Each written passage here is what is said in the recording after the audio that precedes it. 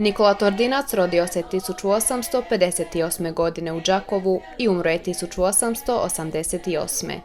U književnosti se javlja kao pjesnik, ali je najviše traga ostavio kao pripovjedač, putopisac i sakupljač narodnog blaga.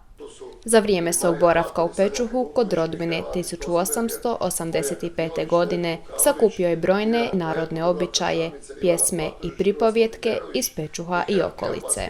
8. knjiga sabranih dijela Nikole Tordinca, nazvana Puška kobnica, obuhvaća putopisnu crticu Poldrug ure ispod zemlje. Tordinac opisuje svoj posjet rudnicima ugljena u okolici Pečuha. Studan je vjetar brijao preko kamenog Pečuha i gonio nebo mrke oblačine. A sjedo smo ja i još dva druga, 2 mila rođaka u varakli skočije da otisnemo u Šralovu banju. Hitri vranci, ptice lastavice potegoše, polegoše, a kočije zaigraše pločnikom i za čas ispadoske iz grada među bogate i lijepe pečuhske vinograde. Dvojezična kuharica, hrvatska kuhinja, Horvat konjha, nedvojben je kulturološki prinos hrvatskom stolu i hrvatskoj kulturi ukupno, a osobito je važna za Hrvate u Mađarskoj kao dio nacionalnog identiteta i baštine.